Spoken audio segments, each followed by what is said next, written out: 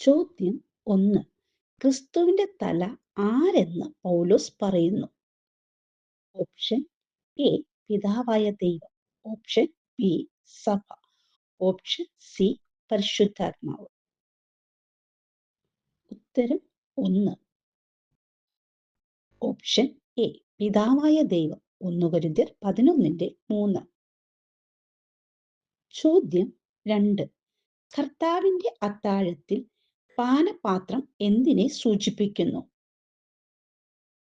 Option A പാപമോചനം, option B രക്തത്തിലെ പുതിയ നിയമം, ഓപ്ഷൻ സി ഓർമ്മ. ഉത്തരം 2. ഓപ്ഷൻ ബി രക്തത്തിലെ പുതിയ നിയമം. 1 കൊരിന്ത്യർ 11:25. ചോദ്യം 3. യേശു കർത്താവെന്ന് പറയണമെങ്കിൽ നമ്മിൽ എന്തു വേണം? ഓപ്ഷൻ എ വിശ്വാസം, ഓപ്ഷൻ ബി വചനം, ഓപ്ഷൻ സി പരിശുദ്ധാത്മാവ്. ഉത്തരം 3. ഓപ്ഷൻ സി പരിശുദ്ധാത്മാവ്. 1 കൊരിന്ത്യർ 12:3. ചോദ്യം 4. ആത്മീയദാനങ്ങളുടെ പട്ടികയിൽ പൗലോസ് അവസാനമായി പരാമർശിക്കുന്ന ദാനം?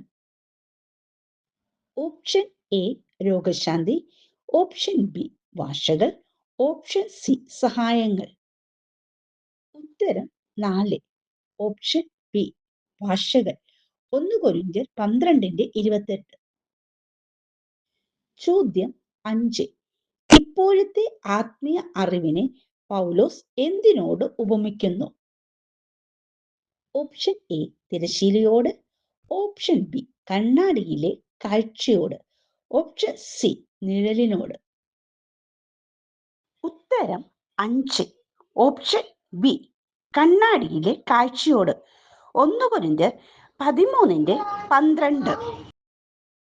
ചോദ്യം 6. താഴെ പറയുന്നവയിൽ ഏതാണ് നശിച്ചു പോകുന്നത്? ഓപ്ഷൻ എ സ്നേഹം, ഓപ്ഷൻ ബി പ്രത്യാശ, ഓപ്ഷൻ സി പ്രവചനങ്ങൾ. ഉത്തരം 6. ഓപ്ഷൻ സി പ്രവചനങ്ങൾ. 1 കൊരിന്ത്യർ 13:8. ചോദ്യം 7. പൗലോസ് കൂടുതലായി സഭയിൽ സംസാരിക്കുവാൻ ആഗ്രഹിക്കുന്നത്? ഓപ്ഷൻ എ ഭാഷകളിൽ 10,000 വാക്കുകൾ, ഓപ്ഷൻ ബി ബുദ്ധി കൊണ്ട് 5 വാക്കുകൾ, ഓപ്ഷൻ സി പ്രവചനത്തോടെ അനവധി വാക്കുകൾ. ഉത്തരം 7. ബി ബുദ്ധി കൊണ്ട് 5 വാക്കുകൾ. 1 കൊരിന്ത്യർ 14:19. ചോദ്യം 8. ദൈവം എന്തിന്റെ ദൈവമല്ല? ഓപ്ഷൻ എ നിശബ്ദത, ഓപ്ഷൻ ബി കലക്കം, ഓപ്ഷൻ സി ന്യായവിധി. ഉത്തരം 8. ഓപ്ഷൻ ബി കലക്കം. 1 കൊരിന്ത്യർ 14:33. ചോദ്യം 9.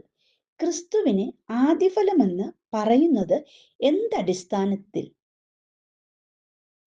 ഓപ്ഷൻ എ സഭ, ഓപ്ഷൻ ബി പുനരുത്ഥാനം, മരിച്ചവരുടെ നിന്നുള്ള ഉയർപ്പ്, ഓപ്ഷൻ സി നിത്യജീവൻ. ഉത്തരം 9. ഓപ്ഷൻ ബി പുനരുത്ഥാനം, മരിച്ചവരുടെ ഇടയിൽ നിന്നുള്ള ഉയർപ്പ്. 1 കൊരിന്ത്യർ 15:20.